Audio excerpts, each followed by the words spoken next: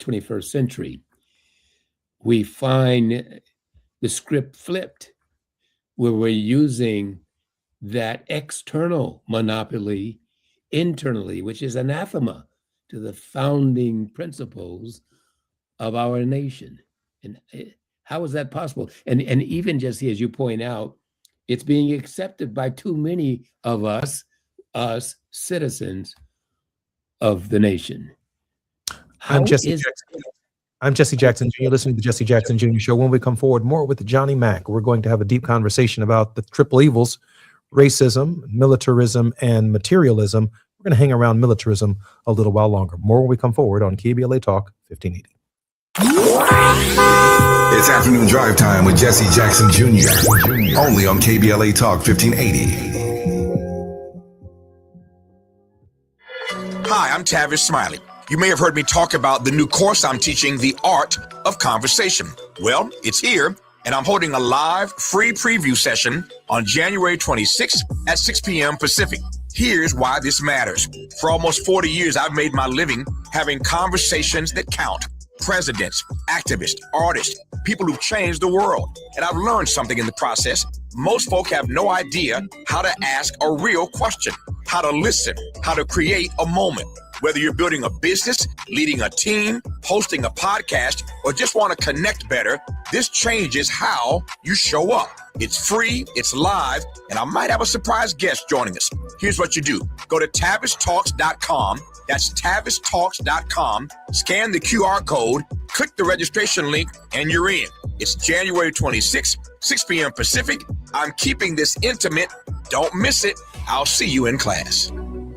Wesley Financial Group is not a law firm. Ask yourself this question. Is it really worth holding on to that timeshare that you know you need to get rid of? Here's the truth. The average maintenance fee just went up over 17%. That could have been 117%, and there's nothing you can do about it. When you buy a timeshare, you give them a blank check for annual maintenance and assessment fees. I'm Chuck McDowell, founder of Wesley Financial Group. For 15 years, I've helped over 50,000 families cancel their timeshare. Not sell it, not transfer it, cancel it. Did you buy a timeshare because they told you it was a great investment and your maintenance fees would never go up? That's a lie. Are you ready to get rid of your timeshare once and for all? Simply call us and I'll send you our timeshare exit kit that explains all your options for cancellation. Call Wesley now for your timeshare exit kit. 800-242-1551. That's 800-242-1551. 800-242-1551. They call it progress,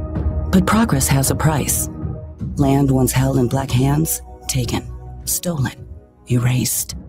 Acres paved into highways, fields burned, homes replaced by parking lots and broken promises. Every deed lost was a dream deferred. We talk about millionaires, but what about the millionaires that never were? The farmers whose soil was seized, the families who watched their inheritance disappear, the wealth that never had a chance to grow because its roots were ripped from the ground. They took the land, but never the legacy, because the soil remembers, and so do we. Every story matters. Our mission is to collect, preserve, and amplify these stories. If this is part of your family's history, visit blacklandlost.org/share your story and help bring us closer to justice. Now back to more of Jesse Jackson Jr. on KBLA Talk 1580. The Jesse Jackson Jr. Show. The Jesse Jackson Jr. Show. The Jesse Jackson Jr. Show. The Jesse Jackson Jr. Show. King Quality drops the beat. Come on and talk with me. Come on and listen to the me. Come on and talk with me. Come on and listen to the me. KBLA. I'm Jesse Jackson. Welcome forward to the Jesse Jackson Jr. Show. I was looking for a quote by Martin Luther King Jr. about studying war no more. And if we continue to study war, Johnny, we become what we study. If I study physics, I become a physicist. If I study math, I can become a mathematician. If I study history, I can become a historian. But if I spend all of my time studying war, studying the Second Amendment and everyone's right to a gun and the right to just, shoot people at random or run into a schoolhouse with mental health crises and take if we study war, we become what we study. And part of Dr. King's revolution of values is that he wants us to study war no more. Johnny, militarism. Johnny, I think you're muted. Sorry, Jesse.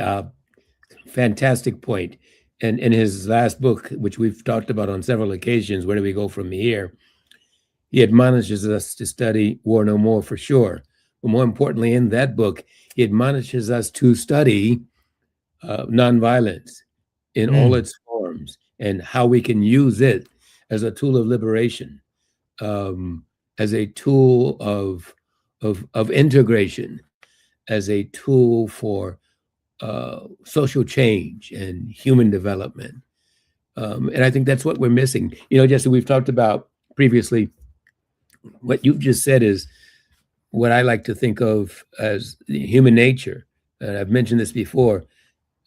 Human beings are what the academics might call teleological in nature. We move toward what we think about. Why am I raising this? Not to sound academically profound, but to point out what you were discussing with Atiba once again in the last hour. We talk about racism. We talk about these matters often because it's driven by the media itself. And we were very often spoon-fed the things that the powers that be want us to focus on, rather than breaking those chains and those limitations and being guided and directed by memes and what's the term I want? The algorithms in today's current technology that drives our thinking and keeps us from really assessing what is our challenge today, and more importantly, Jesse, what we must do about it. And not only what we must do about it, but how we must do about it, the things we must do. And I think that's what Atiba was trying to get at the close of your discussion with him. It's such an important, what are the things that are available to us today? How do we overcome poverty, racism, and militarism, or their roots? Remember, Jesse, that we described the roots of poverty, racism, and militarism as bigotry, violent rivalry, and cupidity or greed. So racism is not merely a term that stands alone by itself, but it is something much larger. It involves broader groups. Johnny, there's only so much time that I have left at age 60, and others have even less time. So how do I address poverty? What is the best way to address poverty? For me, in a single stroke, it is a tax structure that meets basic human needs of equal high quality. Just basic human needs, something to eat, high quality health care, decent, safe, affordable housing for all as guaranteed rights. The right to breathe fresh air doesn't get much more humane than that. How about a minimum high quality floor beneath which no American can fall? And what is the best position I can be in, or anyone can be in, to guarantee, as Dr. King, I believe, would suggest, a minimum high quality floor of human existence? So I say we have to reform national tax policy, that we have to reach the barrios and the hamlets of the nation. And that's the mountaintop view, because the valley view is that we need a floor, the valley view, and there's a mountaintop view. Now, it seems to me that tax policy is a factor in Dr. King's message when we look at the skewed nature of where the nation's wealth and income is going, and why people in the bottom third or the bottom fifth of the nation can't get health care or even need an Affordable Care Act in the first place. They work already. They have jobs and they can't afford health care. They get high premiums if they don't have the Affordable Care Act. That means that they work every day, but they can't afford health care but for the Affordable Care Act. People working 1, 2, and 3 jobs needing a supplemental nutrition assistance program in the first place is a problem. At the end of 3 jobs, you can't get something to eat. That's a problem. That is a systemic problem that must be addressed, not one state at a time, not one city at a time, not one hamlet at a time, but by the national government, which is not in a position at this hour to even come close to fulfilling that mission. Johnny? Yes, Jesse. So you've mentioned an important integral part of the social structure that drives, in many respects, whether there is poverty or not, and who lives in poverty. You've mentioned that poverty is a function of tax policy, and policy is a function of governing. Indeed, that is, Jesse, a component of the social structure, but there are also 2 other components of the social structure. That's the market, as well as civil society.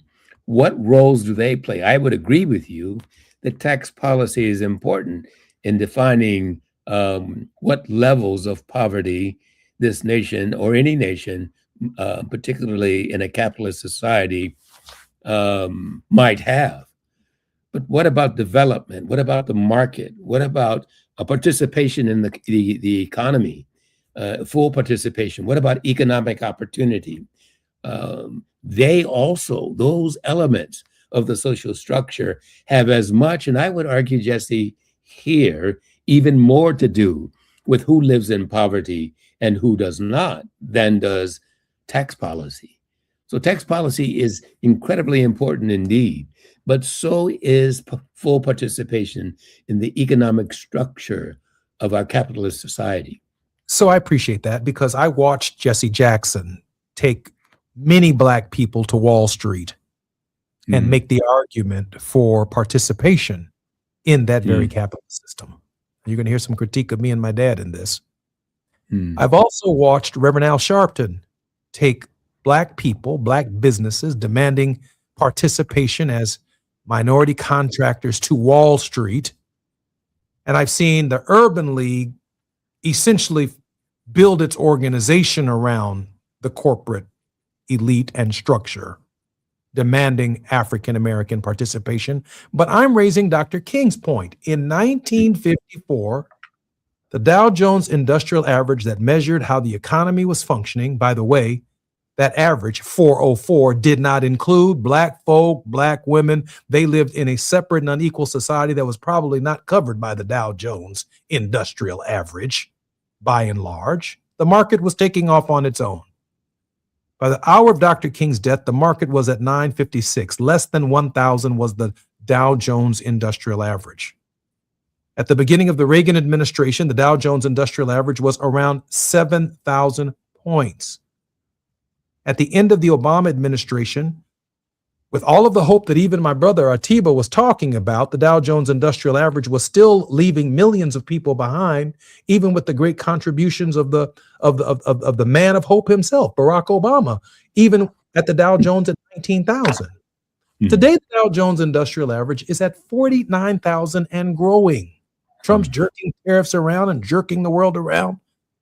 But what happens when the Dow Jones Industrial Average shows a system that is so intricately tied to artificial intelligence, to robotics, to more and more industries becoming more and more efficient to turn a profit where it doesn't need people any longer?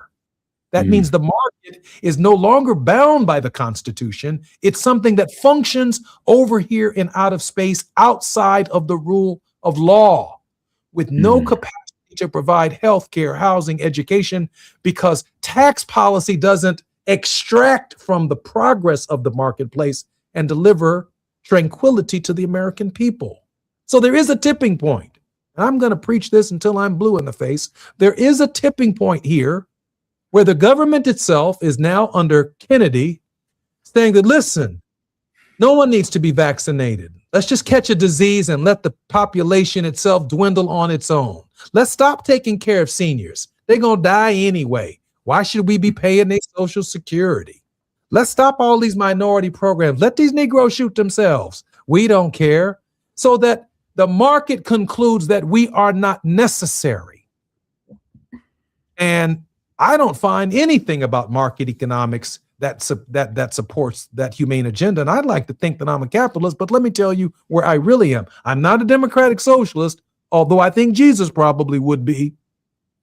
But I'm certainly a person who believes that every American deserves certain rights in the Constitution so that they can exact from the Constitution and from America the highest possible standard of living possible for them. And I think that I too achieved Dr. King's dream without being called a socialist, without being called a communist, without being called anything but an American, if we just amend our way out of the problem in the direction of human rights. Yeah, you get no argument from me there, Jesse. And you are, I think, arguing that not only has our social policies changed, but our economic structure has changed fundamentally. And it has changed in ways that AI, and we've talked about this before, blockchain and quantum computing eliminates the need for the labor-intensive economy that we found in the mid-20th century industrial economy. And so, yes, even a tax policy, Jesse, under that system becomes significantly irrelevant if, after all production essentially, or the preponderance of production, is done robotically. Who then works? What then creates the value which then will be distributed, and how will it be distributed? I'm not sure that that's a tax policy issue. I'm not sure anybody knows what kind of issue it is just yet. And that's part of the discussion that we must have as a nation and a world. I am deeply troubled at America at this hour.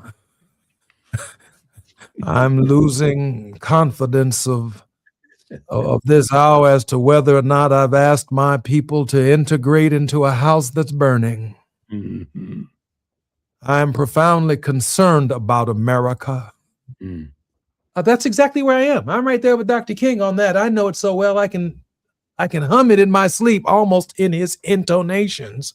Yes. That America has a problem, and it's not being addressed by the market. It's not being addressed by the moral fiber of our politics. It's not speaking out and for the least of these in our nation.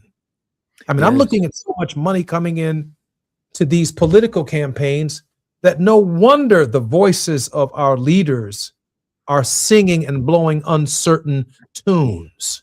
Mm. Get elected. You know how, man, I haven't raised $300,000 in my campaign, but do you know how much money people are spending in these campaigns? I mean, I had to be in a campaign to figure out just how much money they're spending in campaigns. Mm. This is democracy. This is ridiculous. Mm. Wasting money all day long to get elected is outrageous. And everybody wants something for the money. Everybody. They do, Jesse. We're going to have to come forward here in a minute, but I sure want to pick up when you're done. Here, thank you, Johnny. More on KBLA Talk 1580 when we come forward.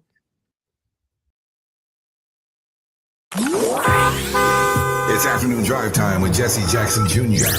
Only on KBLA Talk 1580.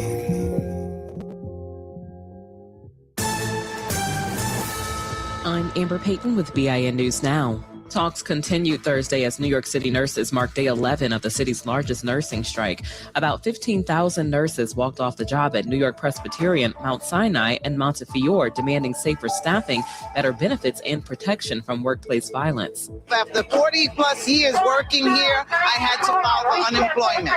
Hospitals say rising costs and federal funding cuts remain a hurdle in negotiations. Chicago was accused of paying more than $26 million in overtime to ineligible employees. The city's inspector general says over 1,000 workers across 24 departments received improper overtime. Black Mayor Brandon Johnson says his administration is taking corrective action.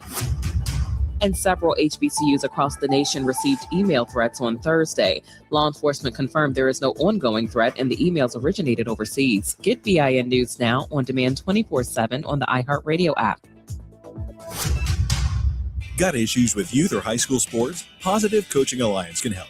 PCA, a national nonprofit, offers more than 1,000 free online resources for youth and high school sports coaches, parents, students, and administrators. Visit PCADevZone.org. This is the KBLA Sports Minute with Ray Richardson. Today, January 22nd, is the 20-year anniversary of Kobe Bryant delivering one of the most iconic performances in NBA history. January 22nd, 2006, Kobe dropped 81 points on the Toronto Raptors in the Lakers' 122-104 victory at Staples Center. In 42 minutes, Kobe made 28 of 46 shots and was 18 of 20 at the free throw line. He outscored Toronto by himself in the second half, 55-41. As electric as Kobe was that night, he was 19 points shy of the NBA's all-time single-game scoring record. That claim to fame belongs to Wilt Chamberlain. As a member of the Philadelphia Warriors, Chamberlain scored 100 points against the New York Knicks on March 2nd, 1962. Rams quarterback Matthew Stafford is one of 5 finalists for the NFL's Most Valuable Player Award. Stafford led the NFL with 4,707 yards passing and 46 touchdown passes. No debates, no speculation, just the info you need. That's your KBLA Sports Minute. I'm Ray Richardson on KBLA Talk 1580.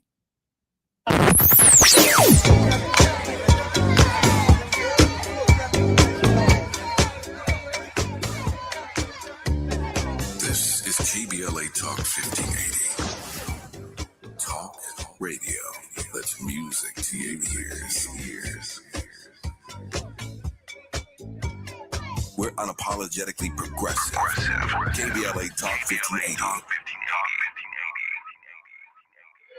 Hi, I'm Tavis Smiley. You may have heard me talk about the new course I'm teaching, The Art of Conversation.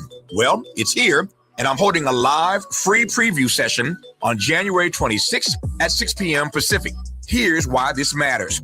For almost 40 years, I've made my living having conversations that count.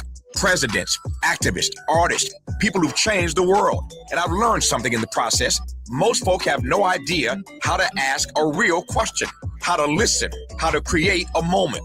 Whether you're building a business, leading a team, hosting a podcast, or just want to connect better, this changes how you show up. It's free, it's live, and I might have a surprise guest joining us. Here's what you do. Go to TavisTalks.com. That's TavisTalks.com. Scan the QR code, click the registration link, and you're in. It's January 26th, 6 p.m. Pacific. I'm keeping this intimate.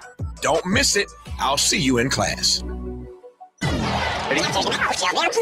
Hey, KBLA delegation, you know what's better than laughing? Laughing while celebrating the legends who made us laugh in the first place. KBLA Talk 1580 is proud to present our annual Black History Month luncheon. And this year, we're honoring comedy greats, trailblazers who broke barriers, and funny bones at the same time. You had to grow up early when we was growing up because your parents were sending to the store to buy.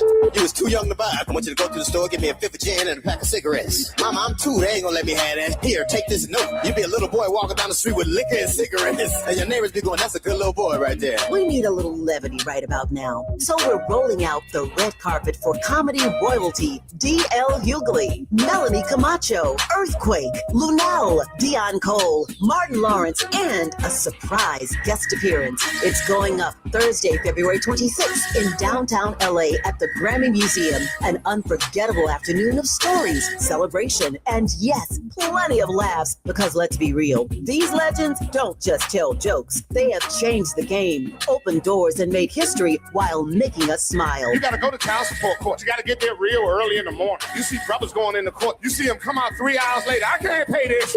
Let me talk to you, baby. Please, let me talk to the witness, Sean. Let me talk to the witness. Brother be working for 3 weeks, get his check is $43.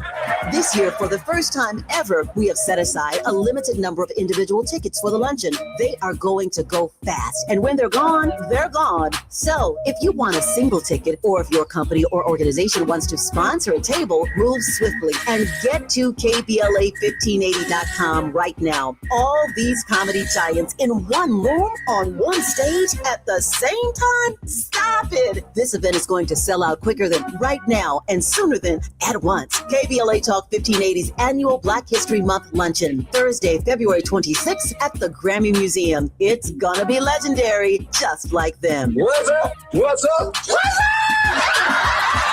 You got to laugh the pain away. You're listening to Jesse Jackson Jr. on KBLA Talk 1580. The Jesse Jackson Jr. Show. The Jesse Jackson Jr. Show. The Jesse Jackson Jr. Show. The Jesse Jackson Jr. Show. King Folly drops the beat. Come on and talk with me. Come on and listen to me. Come on and talk with me. Jesse Jackson Jr. Looking forward to the Jesse Jackson Jr. Show. KBLA Talk 1580. We are in the World House with Dr. Johnny Mack. Dr. Mack, in fiscal year 1954, national security programs dominated military spending, consumed about 73% of the federal budget, totaling approximately $57.3 billion. The year 1954, when Brown versus the Board of Education is decided. Today, the U.S. military budget for fiscal year 2026 is set at approximately $839 billion. A bipartisan agreement reached by the House and the Senate appropriators in January of 2026. And now Donald Trump proposes a military budget for fiscal year 2027 that exceeds $1 trillion. I am suggesting to you and our listeners that the Dow Jones Industrial Average also follows the history of race in America. Well, it follows everything, because every one of us wakes up every day. Are we better off today than we were yesterday? Since we think that way, since those are our values. But today, the economy itself is driven by the military budget. The millions of corporations and contractors who keep the beast of the military machine moving. So much so that this beast has to be fed. It has to be fed with more oil. The largest polluter in the world is the U.S. military.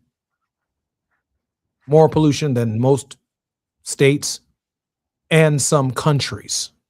The U.S. military. That's just how much diesel and oil and gas we pump into the environment, protecting and defending the nation. Climate change directly tied to the United States government willing to lower carbon emissions and its carbon footprint. That's just how large it is, threatening the planet itself. But 1954, a military budget of $57 billion, and in 2026, $839 billion. While we're closing schools, property taxes are high, people can't afford to go to college, people struggling to get health care, and some folks trying to find something to eat. Johnny Mack? Well, Jesse, in 1954, the global population was around 4 billion people. 3 billion actually in 1954. And today it's almost 9 billion, 3 times. The world has changed significantly, hasn't it? So we moved from 57 billion in U.S. Military budget to 839 billion. And so that sets up priorities, doesn't it? It really As the does. world changes, the populations change, And the values change as well, but the fundamental values that drive the military budget also drives the conversation we were having in the last segment, and that's our market.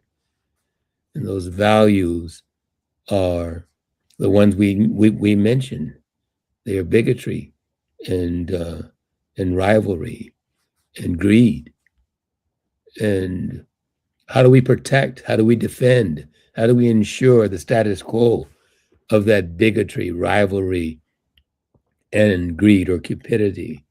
We do it through our military or our control over, the monopoly over power or force or violence. Again, internally through policing and externally through the military budget.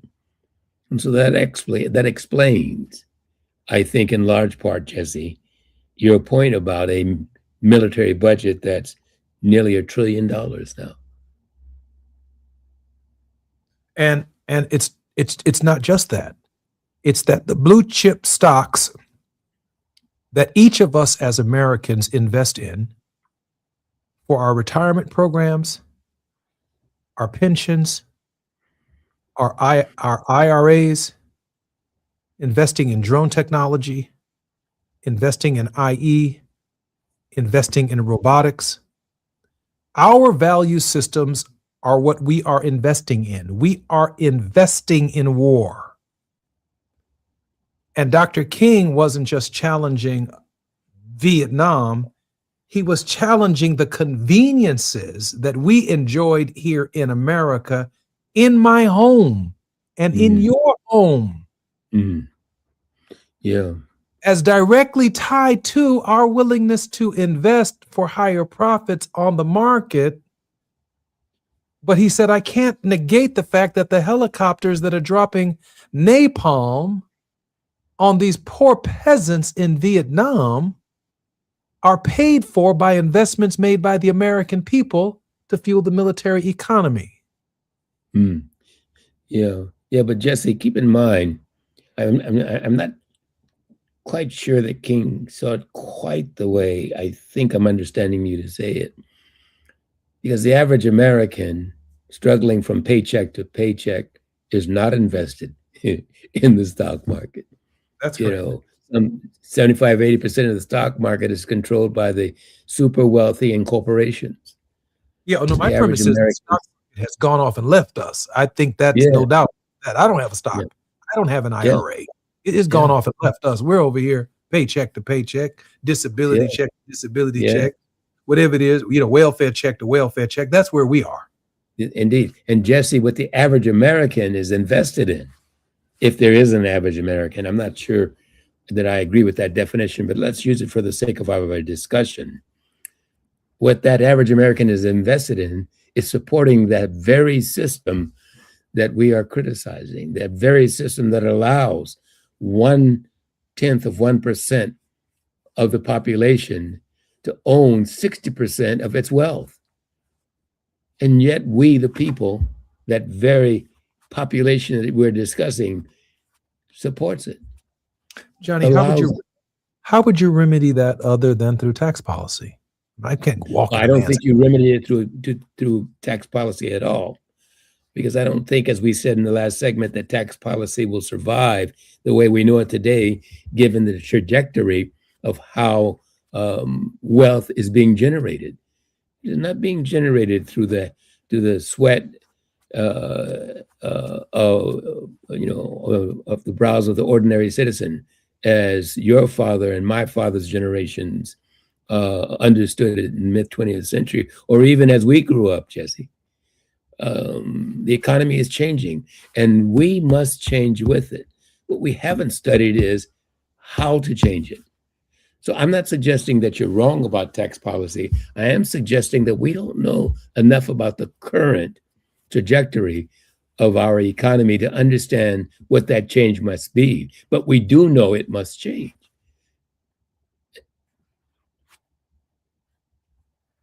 I'm right there with you. I just think that the change is statutory. It can't be done state by state. It has to be the collective. There is a role for the federal government in that process. The way most members of Congress think, and particularly the progressives in Congress, they would like a progressive tax structure. They would like to go where and get the money from where the money went. That's what my father used to say in 1984 when he was running. Where are you going to get the money from? Just, I'm going to get the money from where the money went. The money went over here to the wealthiest 1% of the nation. So we got to go over there and get it, and we get it and bring it back over here. It's not like we hold a gun to their head. We simply hold a tax policy to their head. We tax the various forms by which they shelter and pass that kind of wealth on generationally that is no longer circulating in the American economy and benefiting the American people. I'm Jesse Jackson Jr. More on KBLA Talk 1580 when we come forward. We're listening to Johnny Mac. While you're stuck in traffic, we can at least bring you up to speed on the news of the day. You're listening to Jesse Jackson Jr. only on KBLA Talk 1580.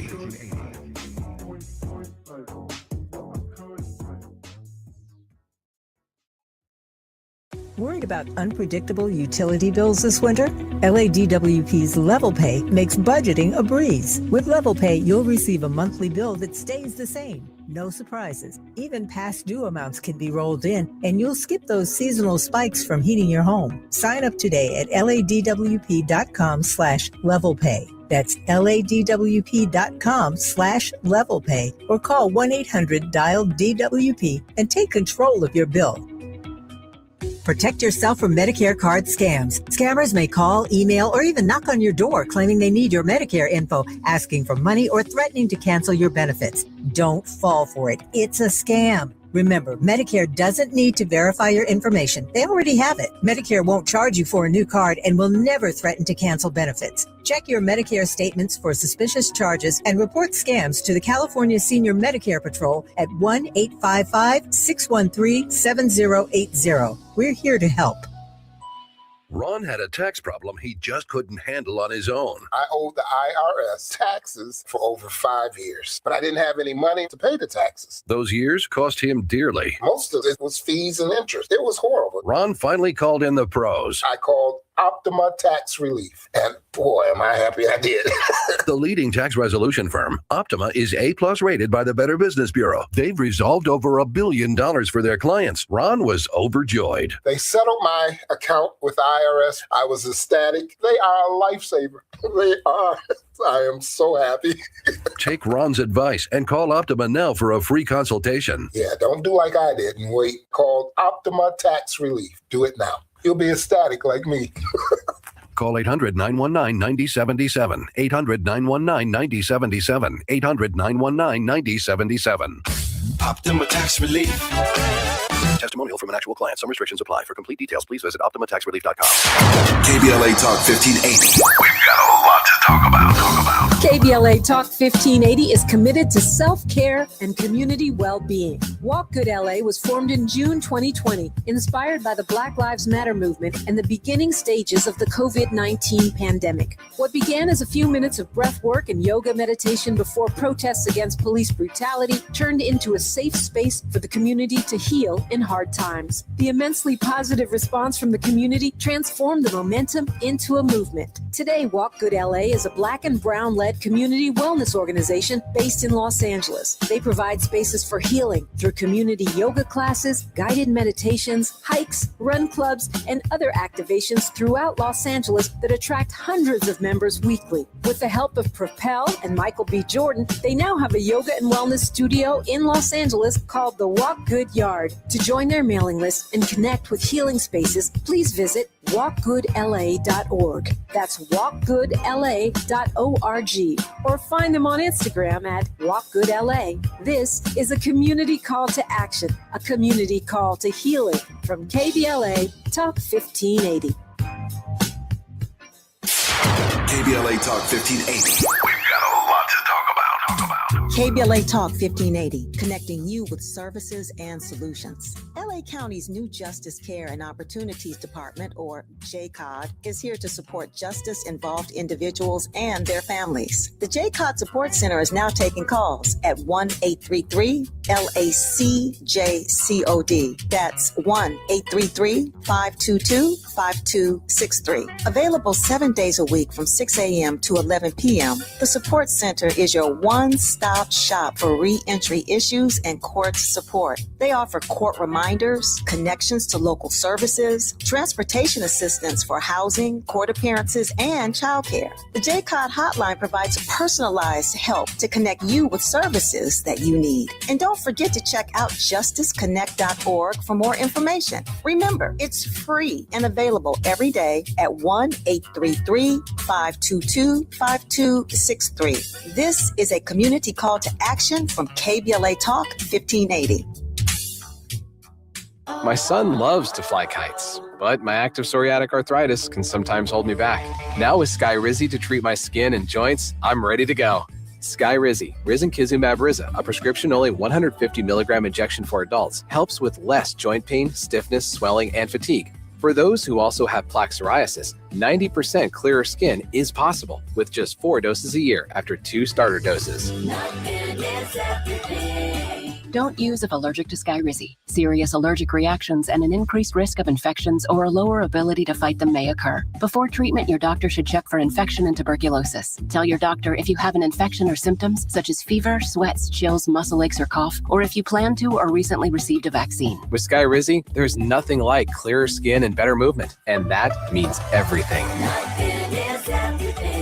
Ask your doctor about Skyrizi today and visit skyrizi.com or call 1-866-SKY-RIZZI to learn more. Now back to more of Jesse Jackson Jr. on KBLA Talk 1580. The Jesse Jackson Jr. Show. The Jesse Jackson Jr. Show. The Jesse Jackson Jr. Show. The Jesse Jackson Jr. Show. King Volley, drop the beat. Come on and talk with me. Come on and listen to me. Come on and talk with me. Come on and listen to me. KBLA. I'm Jesse Jackson Jr. Welcome forward to the Jesse Jackson Jr. Show on January 26th at 6 p.m. PT, 9 p.m. ET, and 8 p.m. CT. I'm going to tavistalks.com. I'll put my phone right up next to this QR code, which I did earlier today, and I became the 376th person who will be sitting in class to learn how to do interviews and the art of conversation based upon the tips that the brilliant Tavis Smiley offers us in his new 6-course series, Courses with Tavis, the Art of Conversation. I hope all of you will be able to join us January 26th at 6 p.m. PT, 9 p.m. ET, and 8 p.m. CT. Johnny Mack, welcome forward to the Jesse Jackson Jr. Show. Thank you, Jesse. Good to be here. Johnny, as spirited a conversation as it gets, the one we've been having today. Your thoughts on how the militarism angle actually interacts with poverty, the nation's priorities, and racism. How does militarism affect the racism dynamic in Dr. King's triple evils?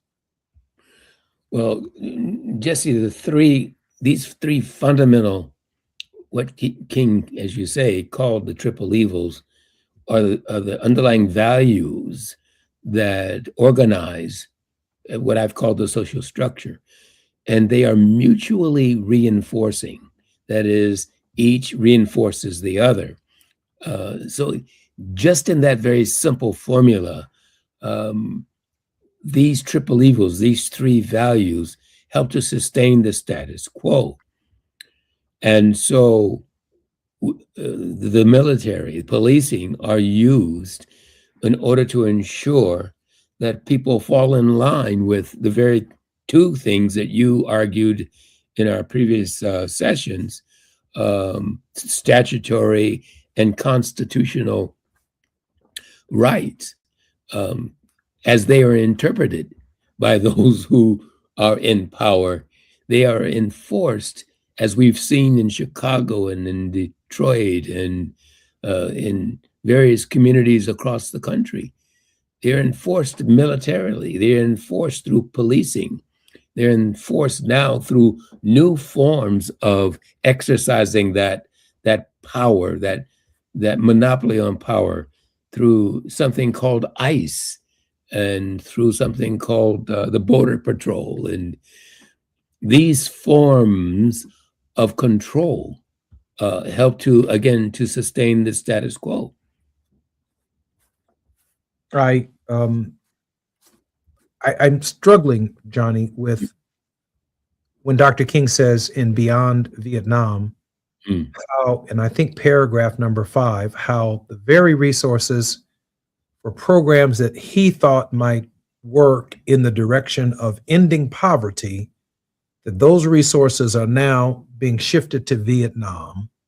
And Johnson was profoundly concerned because the commitment was to the war on poverty. And he said, but now the Congress was pinching pennies essentially and sending those resources to Vietnam. He saw the same budget, but he saw that it was not feeding people around the table, that a large piece of the pie was now killing people in Vietnam.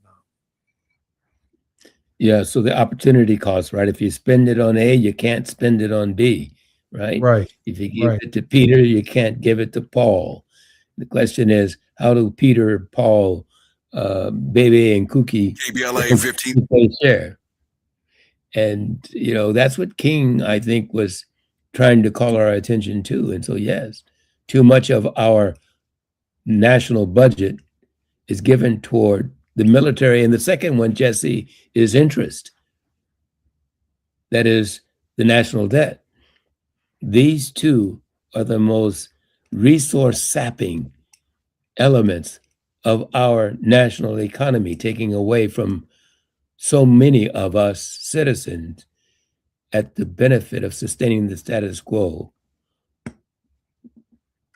Johnny, how can we help your program and support your work? The World House Project, THE, World House Project, the worldhouseproject.org. There you can find our work and you can contribute to the World House Project on our website, theworldhouseproject.org. Johnny, we have about 3 minutes before we come forward. Your word of hope. Well, Jesse, I was thinking about this, and, I was watching the president's presentation at Davos. I'm glad you didn't call it a speech. His presentation at Davos. And while we were all struck, I'm sure, in various ways, what he said, Jesse, I was struck by what I saw. Davos is an incredibly important platform with who's who of the globe, right? There. But in that hall, Jesse, on that platform, I didn't see anybody look like you and me or any of our cousins, none of our brothers and sisters, none of our parents. I saw no one engaged in that conversation. And so my message of hope, Jesse, I'd rather call it a message of hoping. I'm just hoping that we, all of us, you and I, our brothers and sisters, all of our cousins, whichever side of the water, the pond as we call it, they live, we find the solidarity to come together. If we don't do for ourselves, it's clear no one's going to do for us.